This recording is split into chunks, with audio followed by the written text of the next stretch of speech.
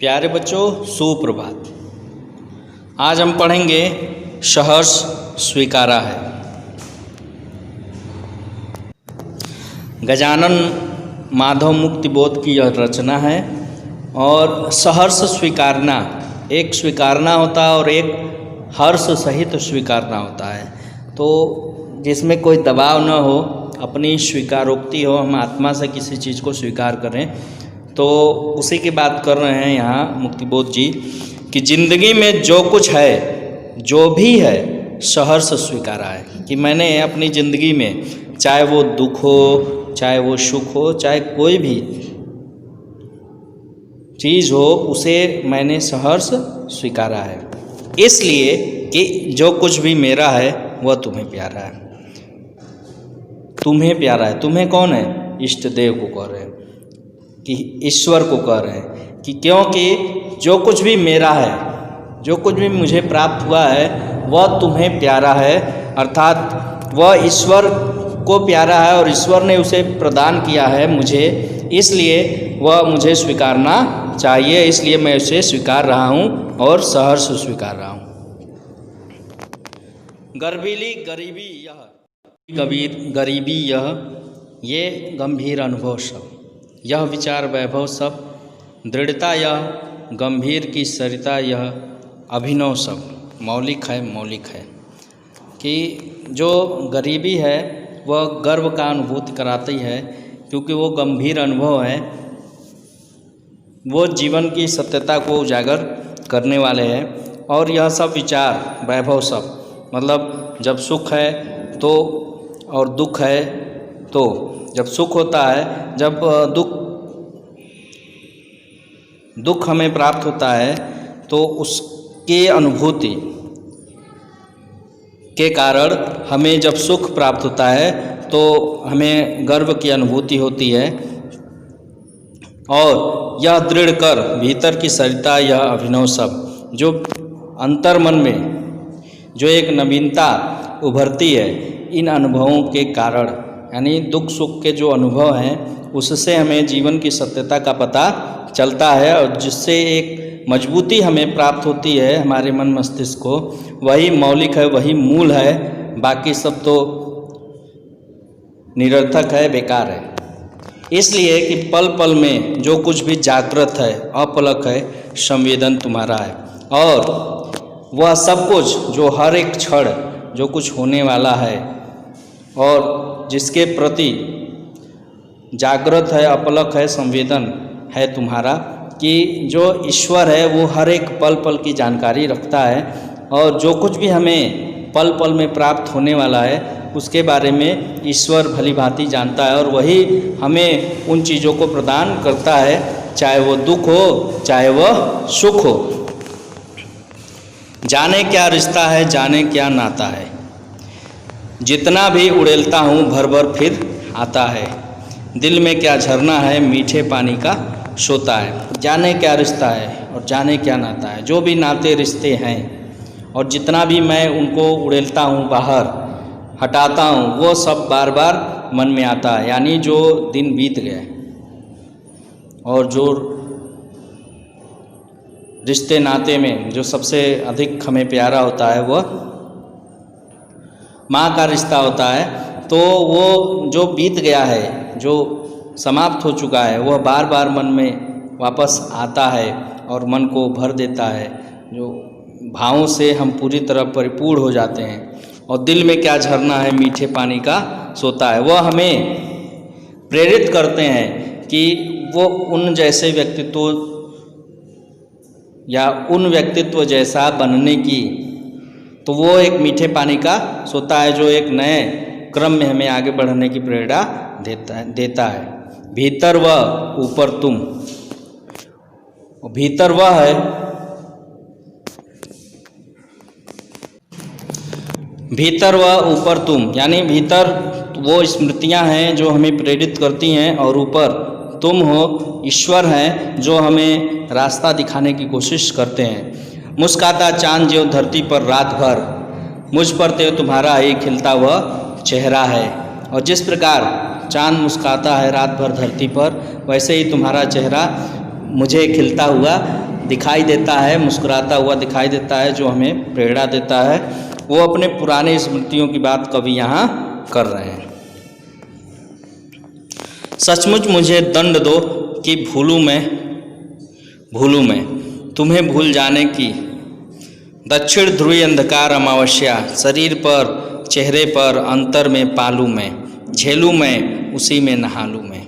और कवि कह रहे हैं कि हे ईश्वर तुम मुझे दंड दो। दंड क्या दो कि मैं सब कुछ भूल जाऊं, अपने नाते रिश्तेदारी माता पिता सबको मैं, जो भी यादें हैं मैं उन्हें भूल जाऊं।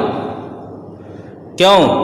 क्योंकि उनके कारण मैं तुम्हें भूल रहा हूँ, ईश्वर को मैं भूल रहा हूँ, अपने कार्यों को भूल रहा हूँ, अपने कर्तव्यों को भूल रहा हूँ। यानी जिस कारण मेरा जन्म हुआ, जिस हेतु मेरा जन्म हुआ, उन कार्यों को मैं कर सकने में अक्षम रहा हूँ। क्यों? क्योंकि मैं अपने रिश्तेदारों में, पुराने स्मृतियों में खोया रहता हूँ।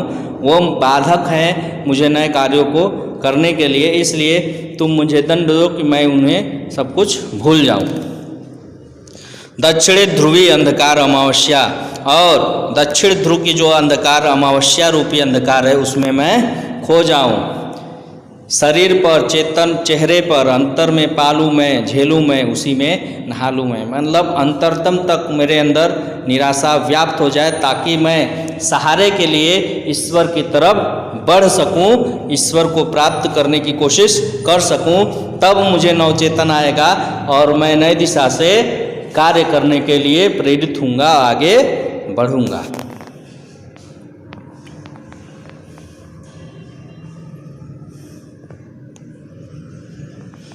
इसलिए कि तुमसे परिवेष्टित आच्छादित रहने का रमणीय यह उजेला अब सहा नहीं सहा जाता।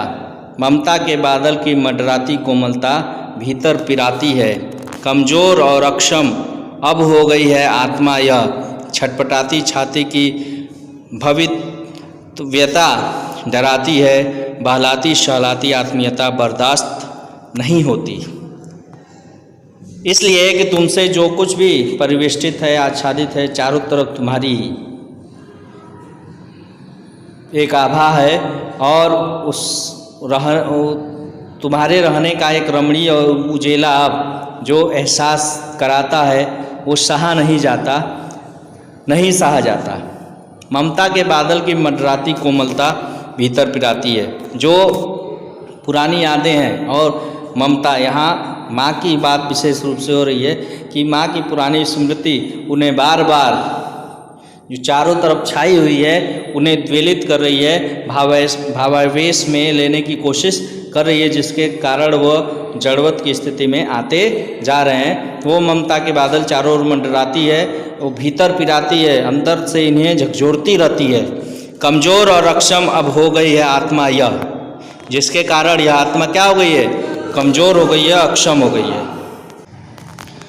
छटपटाती छाती को भवितव्यता डराती है, बहलाती शहलाती आत्मीयता बर्दाश्त नहीं होती है। कि जो आत्मा पर एक बोझ बना हुआ है कि मैं अपने परिजनों के लिए कुछ कर न सका, या जो एक भय है कि वो मेरे साथ थे अब इस समय मेरे साथ नहीं है, तो वो काफ़ी कवि को परेशान कर रही है, उनके रास्ते से भटका रही है।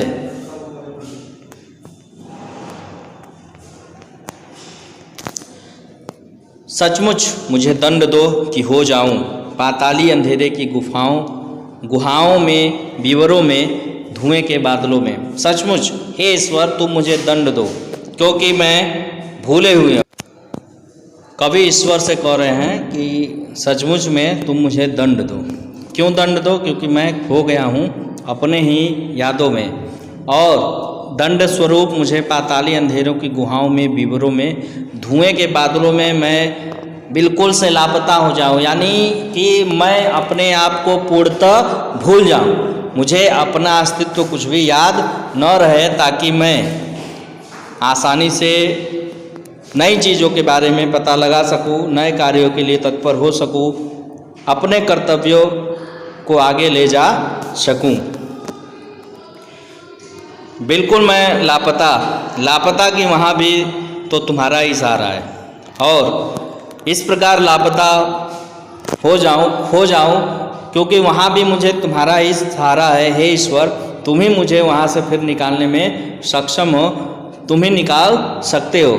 इसलिए कि जो कुछ भी मेरा है या मेरा जो होता सा लगता है, होता सा संभव है, या कह रहे हैं कवि कि क्योंकि जो कुछ भी मेरा है या मेरा होने वाला है या मेरा हो रहा है, वह ऐसा प्रतीत होता है, वह सब तुम्हारे द्वारा ही तो दिया जा रहा है, तुम्हारे द्वारा तो ही संभव है।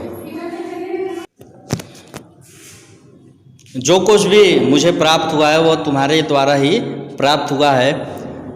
सभी वह तुम्हारे ही कारण के कार्यों का घेरा है, वो सभी तुम्हारे ही कारण संभव हुआ है। जो सुख मुझे मिले हैं या जो भी मुझे दुख प्राप्त हुआ है वो ईश्वर के द्वारा ही मुझे प्रदान किया गया है, इसलिए उसे मुझे स्वीकारना अवश्य चाहिए।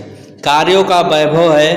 अब तक तो जिंदगी में जो कुछ भी था, जो कुछ भी है, सहर्ष स्वीकारा है, और जो भी कार्यों का या जो भी मेरे द्वारा कार्य किए गए और उससे मुझे प्रसिद्धि प्राप्त हुई या मेरी वैभवता बढ़ी, या अब तक जो भी जिंदगी में जो कुछ भी मुझे प्राप्त था और जो कुछ भी अभी है, उसे मैंने सहर्ष स्वीकारा है, उसे मैं सहर्ष स्वीकार करता हूँ। क्योंकि इसलिए कि जो कुछ भी मेरा है, क्योंकि वह जो कुछ भी मेरा है वह उस अविनाशी ईश्वर को प्यारा है, और इसलिए ईश्वर ने ही मुझे सब कुछ प्रदान किया है, और ईश्वर द्वारा मुझे जो कुछ भी दिया गया है उसे मैं सहर्ष स्वीकार करता हूँ, क्योंकि वही ईश्वर को प्यारा है, वही ईश्वर चाहता है। अब आगे अभ्यास प्रश्न हल किया जाएगा, तब तक के लिए धन्यवाद।